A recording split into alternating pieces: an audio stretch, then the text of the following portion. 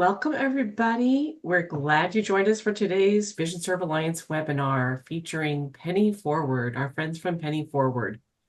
I'm Wendy Hives, Director of Conferences and Memberships at Vision Serve Alliance, and we're thrilled to have the two experts from Penny Forward joining us today. We have Chris Peterson, founder and CEO from Penny Forward, and Jenny Holcomb, who is an independent benefits planner with Penny Forward, to talk today about understanding the earnings cliff, how employers can support blind employees on Social Security benefits, something that affects a lot of our members and our customers, clients. So a little bit about Chris. Penny Forward is a member of Vision Serve Alliance. We're very proud of the work that they do. Chris was born blind and raised with the expectation that he'd lead a successful life. He earned a bachelor's degree in computer science from Southwest Minnesota State University and a master's degree in software engineering from the University of Minnesota. His career as a software developer included roles at IBM, Lenovo, and Thrivent Financial.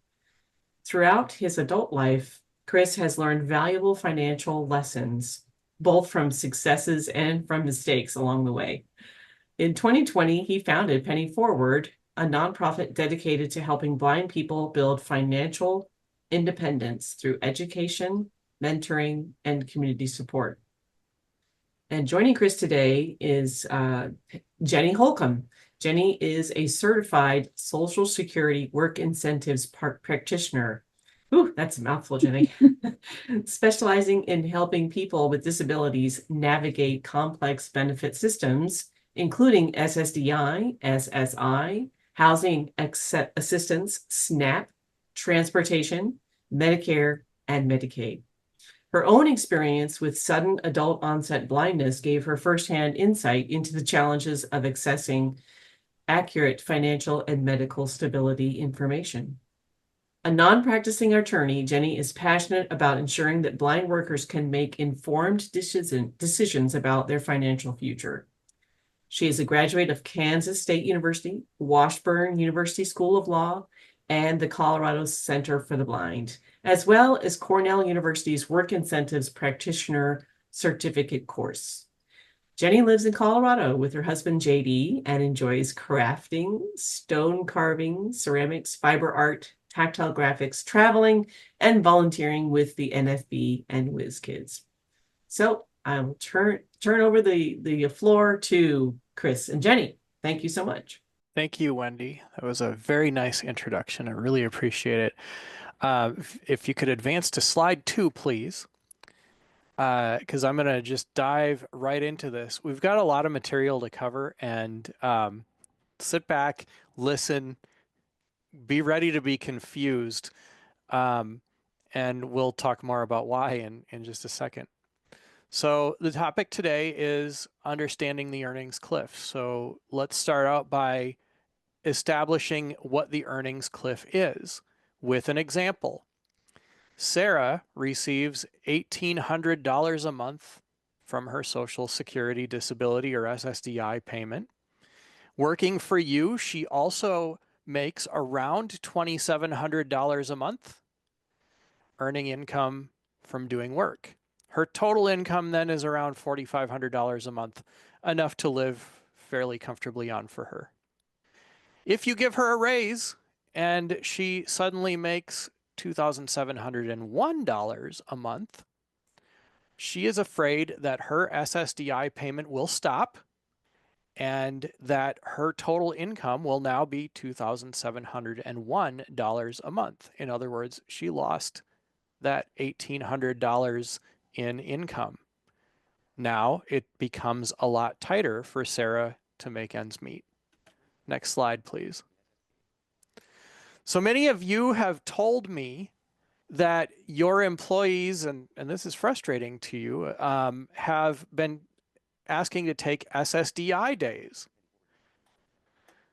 So an SSDI day in this case is a day where an employee says that if they get paid for that day, that they will go above that $2,700 a month, and that that they may not receive their SSDI payment. So what can be done about it? Well, unfortunately, there isn't a perfect answer, but what we can do is educate your management staff and your employees so you all understand the problem. Employees should know how to accurately track their income as well as their blind work expenses or impairment related work expenses. We'll talk more about that. They should understand how to report those to the Social Security Administration, and they should understand that they can request income averaging from the Social Security Administration for months where they go over the $2,700 a month. I'm going to turn it over now to Jenny, who is going to explain the intricacies of the two programs, Social Security, Disability Insurance, and Supplemental Security Income, that your employees wrestle with. Jenny? Thank you, Chris. My first suggestion to you as a audience member is to just sit back and listen. These slides will be available, and I want you to think about this information from the perspective of your employee, because I'm trying to present this information in the most straightforward and simple manner I can think of, and your employees are kind of being bombarded with information from various sources and also probably having gaps in information. So this is probably going to be confusing, and that's expected. So just listen with an open mind, and we will come back to some of this. So now I will begin. First, we're going to talk about Title II of the Social Security Act, which is it is Social Security Disability Insurance. So a lot of people are confused about what's the difference between SSDI and SSI. So the very first thing is SSDI is something that you have to work in order to receive. So if you don't pay into FICA and build that Social Security payment, you won't have any work history or credits. So that's the very first thing. The second thing is going to be that if we had 100 people in this room who are on SSDI, probably 100 people will be getting 100 different payments. Now, here's where a lot of stress comes in for employees, because if you have a life change, as I did, you go from making money and working, and then you have a life-changing disability. Well, the process to get on SSDI takes at the minimum 5 months. For many people, it takes a couple of years. So people, once they finally get on SSDI, are very hesitant to get off of it, especially if they don't know the best course of action. Now we're going to talk about the trial work period. This is something that, in theory, is a great idea. In reality, it's very confusing and honestly just causes more stress for people because they don't understand it. So you get 9 months of trial work period. And this is because Social Security does encourage people to work, and they do want people on both SSI and SSDI to work. But the way that this program is implemented makes people feel the opposite. And so what it is for 9 months, or you get to work 9 months where you still receive your SSDI check. That part makes sense and is straightforward. The part that gets complicated is that the money amount you can make is only $1,160. This number doesn't have anything to do with anything else related to SSDI, and that's where the confusion sets in. So many of your employees may have used their TWP and continue to be receiving SSDI because that's how it works. They may have no idea they've done this. Other people may be completely stressed out that if they go over this $1,160, that they will immediately lose their SSDI, which they won't. They get 9 months of payment regardless of how much they make. And then next, we're going to talk about the next step. So next slide, please. Okay, so the next topic is substantial gainful activity, SGA. This is the real number your employees need to focus on.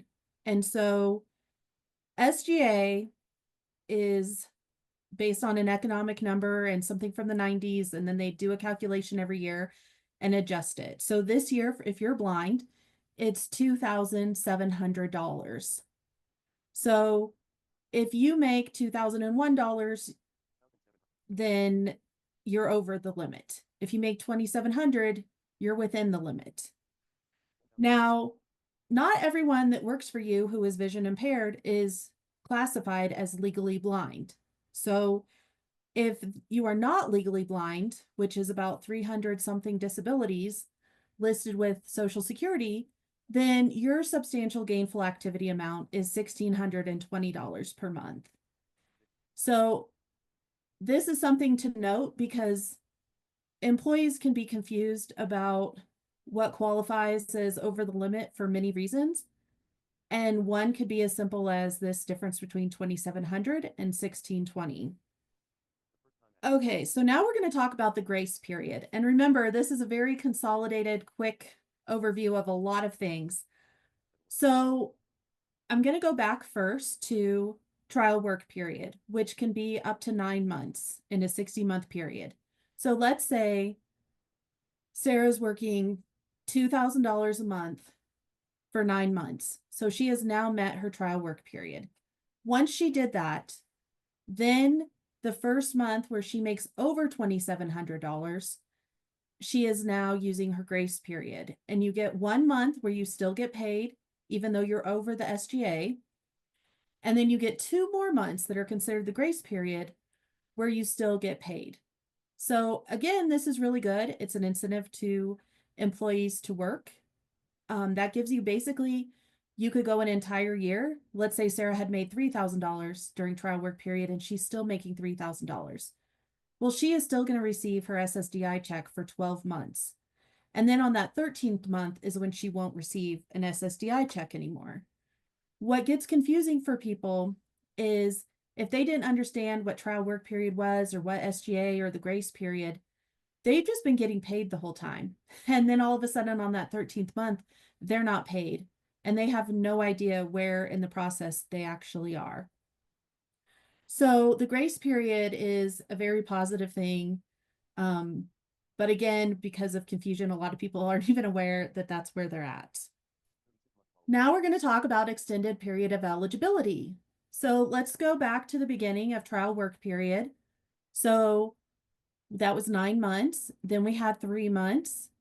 So we're up to 1 year that we've still been receiving SSDI. Now let's say on month 13, we've made $3,000. And so we no longer receive an SSDI check. That's okay. We're still eligible for SSDI, but now what we're in is the extended period of eligibility. So during this 36 months, we still qualify if we make less than SGA per month. Now, where this gets confusing for employees is that it's not automatic. So depending on how they've reported it, for some people, if all of a sudden their paycheck and they only have one paycheck being reported to Social Security is under 2,700, Social Security may decide to just continue to give them SSDI. But in most cases, they're going to need to contact Social Security and say, hey, I'm making under the SGA this month and I need to still receive my SSDI. So again, we're now up to 4 years that we're still able to be eligible for SSDI based off of our original application. So during this time, you don't have to reapply. There's no recalculating. It's just whether it's on pause or not. Now we're going to talk about some other notes about SSDI. And so that brings up this word pause, which actually is termed cessation.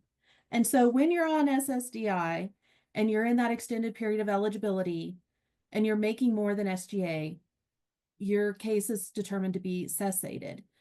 Now that's a pause. But again, do you know what that word cessation means? I don't know that you did before you heard it today. And so it's likely your employee heard this word and does not know that it just means pause. The second word is going to be termination. So that's going to happen after the extended period of eligibility ends. And that's when you've been making over SGA. So termination is also a word that sounds scary and most people want to avoid, especially when they don't know what it means. Something else that a lot of people don't realize is that while you're on SSDI, whether you're receiving a paycheck or not from Social Security, your Medicare eligibility continues. And you actually get that for a little over 8 years. And then even then, you can still ask to receive Medicare for a higher premium.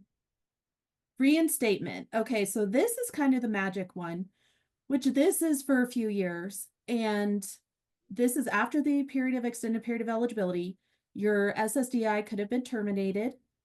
Well, say 2 years in, you realize you can't work anymore and you still need to get back on SSDI. During this reinstatement period, reinstatement is automatic as long as you request it. So again, you don't have to reapply for SSDI.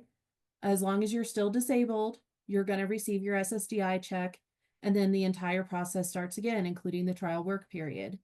So just because someone has been in cessation or termination, it's still a almost 8-year process, a little over 8 years.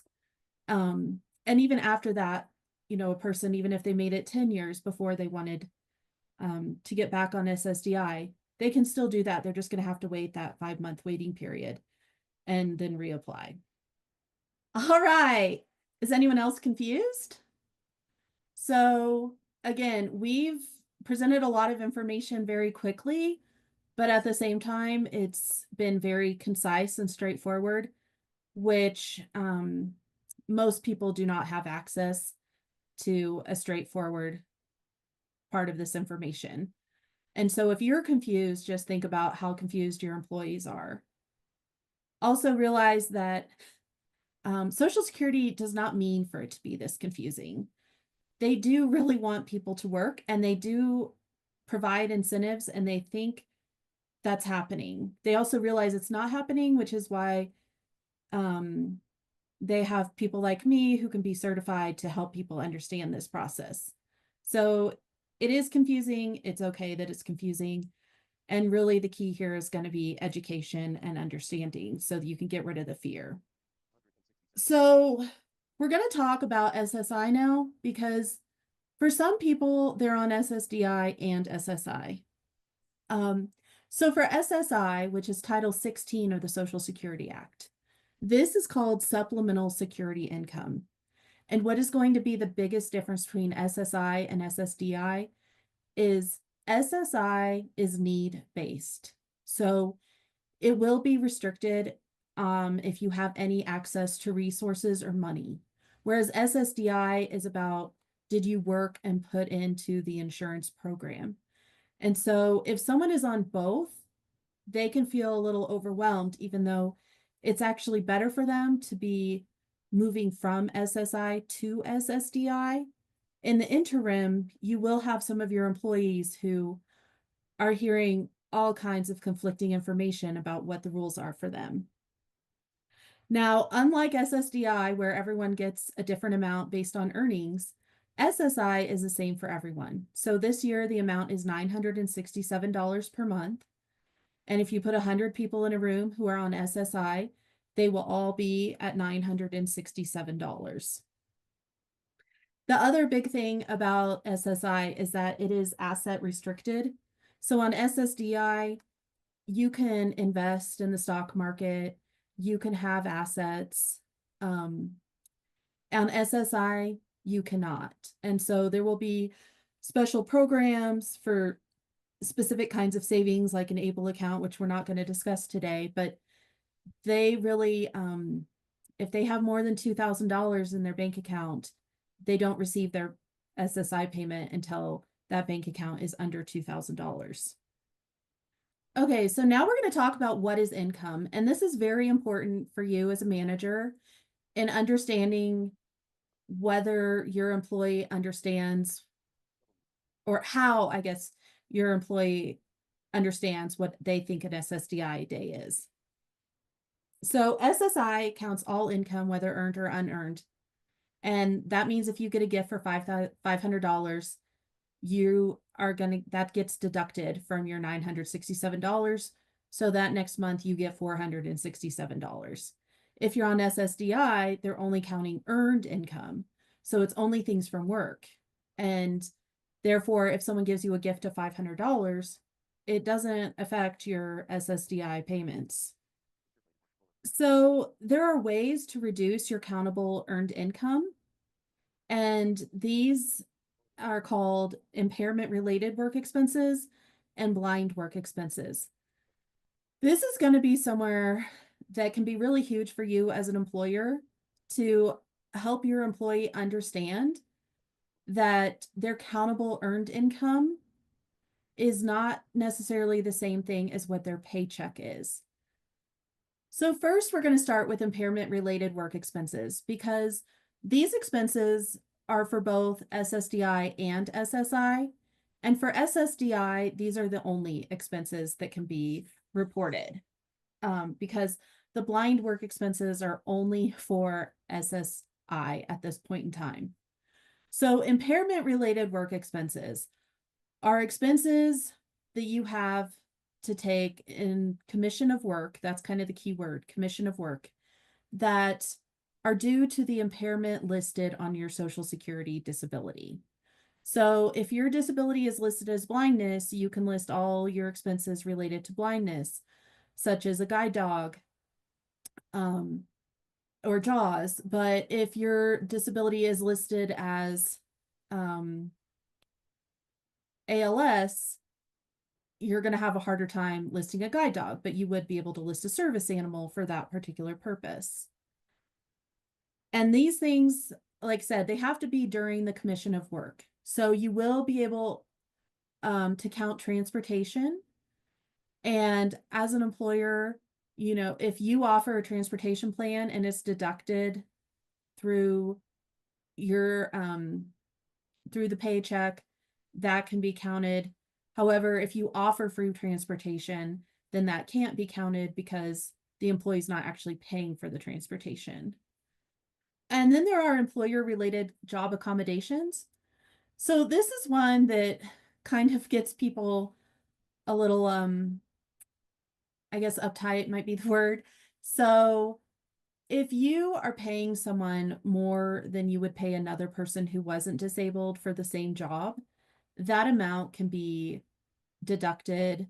There's a specific process for this. It's more complicated than we're getting into today, but it is a consideration. And again, some employees may be willing to do this, others may feel it's shameful, and, you know, but there's also ways as an employer that it can be more of an umbrella thing than going after a specific person's accommodations. Okay, so the key here for impairment related work expenses is they have to be submitted each month, usually within the first 10 days. People can do this online. They can do it in person, they can phone it in, but it's better to do it where you have a written record. So hopefully you're noticing a very key component here of Social Security, which is it's all about each month. There are no, as far as reporting income, receiving income, what is counted against you or for you is all about each month. Whereas like in the business world, a lot of us are used to quarters or yearly averages, file your taxes. So that's not how it works in Social Security. We're always looking at the month. And that's why impairment related work expenses need to be reported each month. And for many people, they will have almost similar expenses every month. And so it can be a very simple process once they understand it. And then there are other things that can be amortized or not, that are bigger expenses that you can just report for 1 month, or, you know, if it's a large expense for the year, can be amortized for each month in that year. Now, again, this is only for SSI. So again, if you have someone who's on SSI and SSDI, this could be a place where they get very confused and, you know, might need some help in understanding like what part of their income qualifies for which expense and to submit both. And so blind work expenses are specific to people who are statutorily blind, and they are much greater in scope than impairment related work expenses. And part of the reason for this is that if you're blind and it's statutory, it's very objective. So a lot of people have multiple disabilities, but their doctors or their attorneys and other advocates don't think it's worth the time for them to list every disability with Social Security, because blindness is always going to be the most effective and straightforward disability that they have as far as Social Security. So if you have a blind work expense, now any other disability you have and those expenses are included without having to prove to Social Security that you have those other disabilities. The other main advantage is that they can deduct taxes as an expense and meals during work. So impairment related work expenses cannot do those things, but blind work expenses can. And then we're going to kind of jump ahead for a second, but based on how they deduct these expenses, you can actually get double the credit for your taxes once they do all the math. So this is kind of a huge advantage for SSI recipients who are blind versus someone who's blind who's on SSDI. Okay, so here's where, as Chris said, we're going to talk some more about this, and Penny Forward's always available, and there's other resources out there. That really, when you're talking to your employee and you're trying to figure out what they mean by they're taking an SSDI day, what we're trying to get down to is, do they know what their options are? Do they understand if they're on SSDI or SSI or both? Do they know what impairment related work expenses are? And if they do they know how to report them? Do they know the difference between their earned income and their countable earned income? For instance, do they know that maybe they made $3,000, but their countable income is only down to $2,500? And then the other thing is, when is it their job to report to Social Security, and in what kind of timely manner, so they can make sure they will receive their benefits uninterrupted? All right, so now your employee has told you, I need to take an SSDI day. If I come to work tomorrow, I'll lose my disability. So what kind of questions can you ask? You can say, oh, so what is your countable income or your earned income? And just kind of see, do they know the difference? And obviously, the first time this happens, you're not going to convince someone that this is what they need to do, right? But this is just more for educating yourself and building a plan moving forward of kind of gauging what kind of education do you and your employee need regarding these matters. And then, do they know how to track and record their impairment related work expenses? Do they understand why those words matter, why it's specific words, and they can't just say, I'm blind, I'm just reporting expenses? And then I think something that's probably the most important and truly on the heart of Penny Forward is, are your employees aware of when they break even if they left SSDI or SSI behind? For instance, if someone had the opportunity on SSI to make $10,000 in a month and they refused because they know if they make over $1,400, they won't get paid for SSI, do they understand that $8,000 difference and how that's actually better for them? And I mean, obviously those are big numbers, so those are easier to understand. But for a lot of people, this is a real issue of not understanding that there's ever a time where you actually break ahead once you leave SSI or SSDI behind, because you're actually doing so well for yourself. And so really instilling that culture that people can excel and, really be so much more financially secure. But also understanding how important for basic stability SSI and SSDI can be for people who have been through some traumatic events or just never really understood how they do have great options. So another question regarding SSDI days is, does everyone saying I'm taking an SSDI day actually mean SSDI day? Because I find in a lot of benefits, people just make generic statements, and sometimes they really believe them. Sometimes it's easier because it's overwhelming. And so this is when you have to say, okay, if someone's on SSI and SSDI, they may actually be saying they're trying to keep their SSI benefits and they're worried about that $967. And this is where, how, if they understand their break even number and when they move ahead, and also that they can still have 1 month where they don't receive SSI and the next month they'll still be eligible. Okay, and this is where we're going to just skip this part because it's a little convoluted. But the basic formula for SSI is if you make $2, you're still going to receive $1 in SSI payments. So that's why even though the cap is $967, you can make closer to $1,400 without expenses and still receive your full amount of SSI. Whereas on SSDI, once you go over that 2,700, that's it, you're done. So there's a bunch of different calculations and way to go about that. But again, that's going to be for a different day. And now I'm going to hand it over to Chris. Thank you very much. There are a few different resources that you or your employees can use to learn more about this, and in some cases get some extra help. The source of truth for this is ssa.gov, and they have a number of publications for beneficiaries as well as people who assist beneficiaries to help explain all of this stuff. They treat SSI and SSDI as two separate programs, however, and so it can be really confusing when they're talking about to understand which program they're talking about at any given time.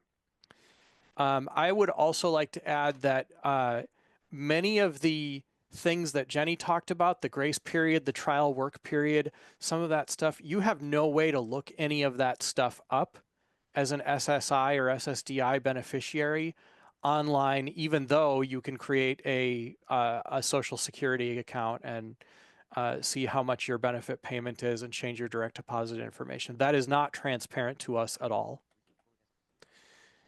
Employment networks are organizations that assist people in returning to work, as the Social Security Administration calls it. These can be private agencies. Some of you may even be classified as employment networks. Voc rehab agencies typically are classified this way. There is an entire list of these that you can search and locate one in your area through ssa.gov. Many of these agencies understand blindness, many do not. National Disability Institute is an organization that is focused on the financial health of people with all disabilities, and they also have a number of good resources with regard to a lot of this stuff. They're honestly a little bit overwhelming, and because they focus on all disabilities rather than specifically on blindness, it can be confusing to understand which disabilities they're talking about at any given time. And because the rules are different for us, sometimes that can create extra confusion as well. And then, of course, there's Penny Forward, the organization that we represent. We're a nonprofit organization that was founded about 5 years ago by blind and low vision people in order to try and address the specific financial health needs of the blind and low vision community. So our advantage is that we understand blindness. We always look at it from that perspective first, and we put a whole lot less emphasis on other disabilities that we feel like there are other organizations doing a good job at that already. We provide accessible financial education courses. They're self-paced. They can be taken online. They're very inexpensive. People can pay for them out of pocket. We also offer weekly workshops held over Zoom for people who are interested in becoming better managers of their money and learning more about these topics. And we offer one-on-one financial counseling. That includes the kinds of benefits planning services that Jenny offers, as well as assistance with learning about budgeting, healthy credit habits, assistance with digging out of debt if somebody is struggling with that, understanding how to do their taxes, We do provide some counseling with regard to employment, particularly with regard to finding employment or evaluating competing job offers, housing, and saving and investing, and much more. So what we hope you will do is support Penny Forward by sponsoring us or by contracting with us to work with you and your employees. We can provide training to your management staff, we can provide training to your employees, and as I mentioned, we also can provide one-on-one assistance as well. Through any advocacy arm you may have as a part of your organization, you may want to consider supporting the Blind Americans Return to Work Act. This is something that is being pushed by the National Federation of the Blind. And while we are not associated with the National Federation of the Blind, we agree with them on supporting this particular piece of legislation. If you do want to investigate it and learn more about it, it's HR 1175 in the 119th Congress, that is this year. It's got bipartisan support. And what it would do is introduce a gradual reduction for SSDI beneficiaries, which is already being done, as you learned before, for SSI beneficiaries. So there would no longer be an earnings cliff. It would also eliminate the trial work period because it's confusing and doesn't really create the incentive it was designed to. And it would, this is our understanding, and of course the text of the bill may change over time, but it would also allow blind SSDI beneficiaries to claim blind work expenses when on SSDI instead of impairment-related work expenses. So it would basically simplify the way that people claim expenses by merging the two into one. We and the NFB believe that this would allow blind Americans to earn more and to work more. And a lot of the data that was fed into creating this piece of legislation was data that was collected by National Industries for the Blind. So you know where it comes from. Next slide. We went through a ton of information. Thank you for patiently listening. Over the next 20 minutes or so, we would love to be able to take your questions. Thank you so much, Chris. This is Helen. I'm going to go ahead and unmute participants so that they are free to ask their questions verbally if they would like. And we also have a couple here in the chat. Fantastic. So let me start with that while I'm unmuting folks. So the first question is, what is the current annual value of the Medicare benefit? There isn't a straightforward answer to that because Medicare is a medical insurance program, so its value is going to vary based on the health needs of the person receiving it. So it covers 80% of medical needs. So just depending on what issues the person has, it'll cover up to 80%. Okay. And then we have a couple other questions here as well. If an employee receives an annual bonus, is the amount of the bonus evenly divided over 12 months to determine if they are over their SGA? And if not, do you know why, since the bonus covers a 12-month period? Jenny, correct me if I'm wrong, but I believe that it is not, I believe that it is not automatically averaged over the course of the year, but they can request that it be. Correct. So that's my understanding. Yeah, so they have to actually call or write or go into a Social Security office in order to make that request. And they have to know that they can make that request in the first place. Again, I'm not 100% sure on this, but I feel like depending on the type of bonus, it may be considered unearned income. I mean, that's where it depends on how the bonus is qualified. Okay, we have another question as well. When and how are work activity questionnaires generated by SSA and sent to employers? And can an employer request a form for all eligible employees? Well, I Jenny, have to say, I do not know the answer to that, but I'd love to look it up for us later. same here. I don't know that off the top of my head either, but we will research it. And if you'd like to reach out to us by email at pennyforward@pennyforward.com, we'll follow up with you on that. Okay, and Mindy Hopgood has a question. She said, so would a referral bonus count as earned income? How about paid vacation and holiday pay? Jenny? So, I'm not 100%, but I feel like a referral bonus probably not. I mean, again, it's all going to depend on how you're wording these things. If they consider it earned income versus unearned income. So if it's very passive, it's probably not going to be considered income or earned income.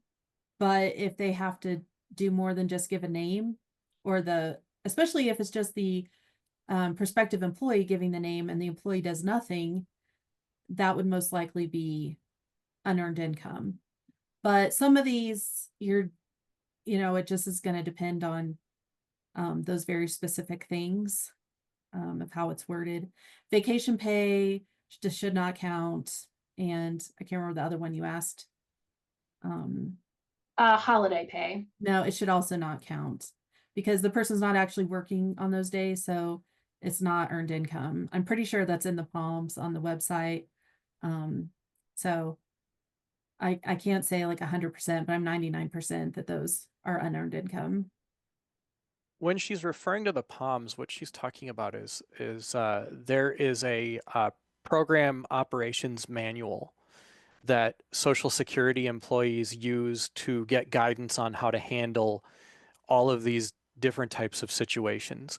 There is a public version of that manual that is searchable through ssa.gov. So we or you could go and look up the guidance that is given to the employees on how to handle these situations. Key point here, though, is that none of this stuff is automatic. So from the Social Security Administration's perspective, unless they know differently, if you're getting a paycheck and that paycheck includes vacation pay, holiday pay, if essentially they can keep track of it because it pays into FICA. If you're getting a paycheck from their perspective, they're just looking at the gross value of that paycheck and counting it as income, unless you report every month what your actual income is and explain that you got a referral bonus or that you had vacation pay, etc. Okay, and we have somebody that's called in and has their hand up. I'm not sure who they are, but they are more than welcome to unmute themselves and ask their question. Oh, yes, I'm Jason. Can you hear me? Hi, Jason. Yes. Mm-hmm. Yeah. Is there any restrictions on loans? On loans. Yeah. It really depends on whether you are on SSI or SSDI. I think, and this is Jenny, step in if I'm speaking out of turn here.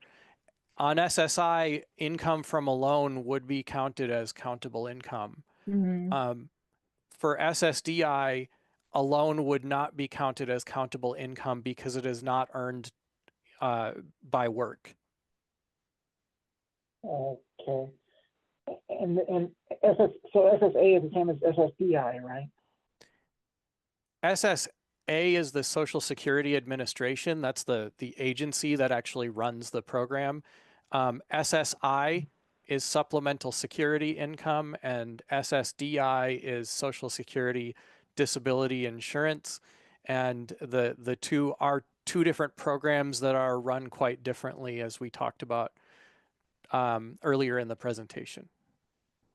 So retirement money is kind of different than SSI. Like I get survivors retirement Social Security. Yes, that's different too, and that's outside of the scope of what we're able to talk to talk about right now. Okay, we have another question. I think we kind of addressed this, but just to clarify, she wants to know if can we deduct PTO or paid time off from annual income? Go ahead, Jenny. Sorry. Oh, yeah, you should be able to. And again, I mean, if you just Google that question to the S and go to the SSA.gov site, they either call it the Palms or the Red Book. And for things like that, they usually have very specific question and answers and things about it because they do address it. And that way you can be absolutely certain.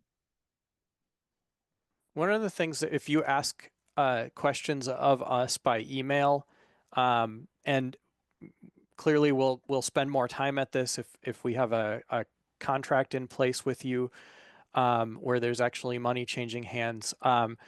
We will go on and look in the Palms and try and make sure that we're providing accurate information.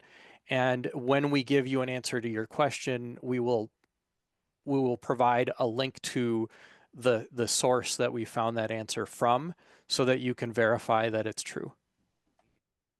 We have another question from Susan Miller. How does disabled dependent of a wage earner impact SSDI? Well, this is an interesting question. And I can speak to this from a personal perspective because I am an SSDI recipient and I also have 2 children. And they are not disabled, but it doesn't matter a great deal unless they're an adult. It doesn't matter a great deal whether they're disabled or not. If they're under 18, they are entitled to some SSDI benefit of their own. It depends on how many dependents you have. The total value of the additional benefit is half of whatever you receive. So if I receive $1,800 a month, my 2 children together would receive a total of $900 a month split between them. So $450 for one child and $450 a month for the second child. A disabled person with a disability who is an adult can still continue receiving SSDI benefits on the earnings record of their parent. They can do that if the parent is receiving SSDI or if the parent is retired, as long as they are unmarried. And Jenny, do you have anything to add to that? Well, yeah, so the caveat to being disabled and having a parent who's retired is that you can't make a certain amount of money. So if that disabled person has grown up and gotten a job, then they probably won't financially qualify for the retirement side of their parents' benefits. And thank you for bringing that up. And that also is something that the disabled adult child is not necessarily likely to be aware of, and so they may not understand how to properly communicate to the Social Security Administration. We don't have time to talk about overpayments here. Nearly 40%, or I believe over 40% rather, of beneficiaries are overpaid by the Social Security Administration at least once. And there are many, many different reasons for that. And many of them involve misunderstandings of the rules or a lack of communication, and that lack of communication can be often tied back to misunderstandings as well. And we could do a whole separate presentation on how to the different options that are available to address overpayments. What I really want to say here is that if you've experienced an overpayment from the Social Security Administration, it is quite scary.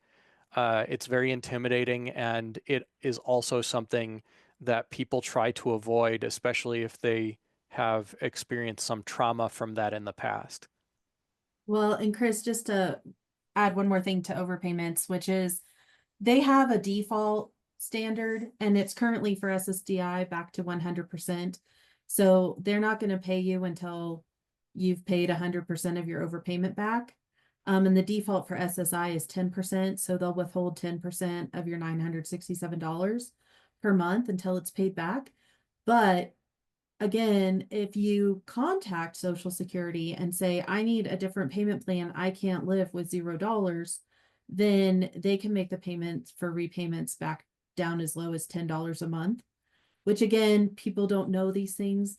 And Right. also, if you get a notice from Social Security, reply as soon as possible, because if you put in an appeal, then they will keep paying you until that appeal is dealt with. Whereas if you do nothing, you can lose your rights, and they can just stop paying you. So this fear is something that people need to really understand and deal with, because communication is where people are much more successful than if they don't communicate.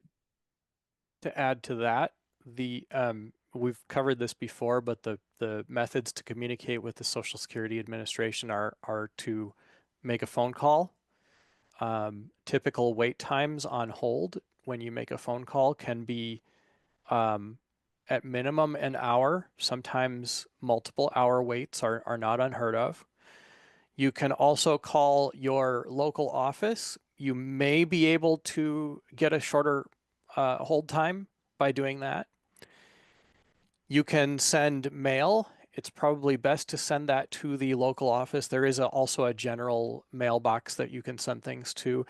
If you do that, it's very important to send certified mail because you want to make sure the SSA actually got it and that they handled it properly. And this is often the quickest and most effective way to get things done. You can actually go in person to a local Social Security office and get a number and talk to someone and drop off any forms. They can help you fill out forms. Um, they they can and will spend a great deal of time with you figuring things out. But you know, it does really pay to go in person. Something that can be difficult for somebody that is juggling work and other responsibilities. And I want to add too that something we did recently that seemed to work and was encouraged is contacting our congressman about, for a while, Social Security said that you had to have an appointment, which was impossible when they wouldn't answer the phone to make an appointment for in person. And our representative said, took it serious, contacted us within a few days.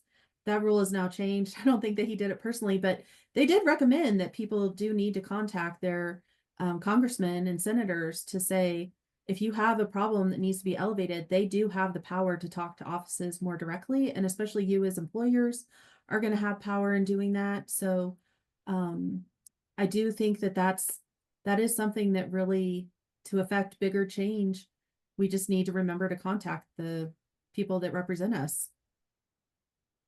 I think there was one more question that popped in the chat while Jenny was talking. There's one more. So we have just another minute and then I'm going to toss it back to Wendy so she can get us closed out here.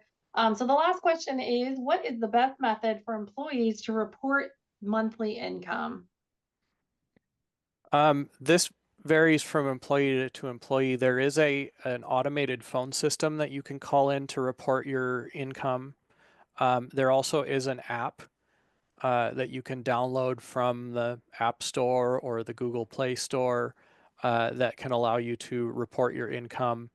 And you can do it through the Social Security website as well. The caveat to that is that not everybody can. Currently, I'm not able to report my income through those methods, and I'm still trying to figure out from the SSA why that is. It just says that I'm not allowed to at the moment is what's happening. And I think that it may be more difficult to report your expenses through those automated systems than it would be to report them by actually speaking to a real person or sending something in by mail. Before we turn it back to Wendy, if you have further questions, please feel free to get a hold of us. Our website is pennyforward.com. We have a general email box that's pennyforward@pennyforward.com. We try very hard to respond to emails within 24 hours. We are very small at this point, so we can't guarantee that we'll do that, but we try. And our phone number is 888-332-5558. That is staffed by an answering service. They themselves do not know the answers to your questions. What they will be able to do is take a message for you to have someone call you back. And that would typically be myself or Jenny. And they can also assist you in scheduling an appointment with myself or Jenny to talk through a situation in more detail. That number again is 888-332-5558. And let's turn it back to Wendy to close us up. Thank you so much, Chris and Jenny. I learned a lot, and I learned that there are still mysteries about the government programs that you definitely have to be aware of. So thank you so much for shedding light on these guidelines and tips. I really appreciate you being here for that. And the slides and the recording will be sent out. Usually we get that out within a week of the webinar. So if you can share these important information with other people that you work with and other clients that you think would like to know this information. So thanks again, everybody.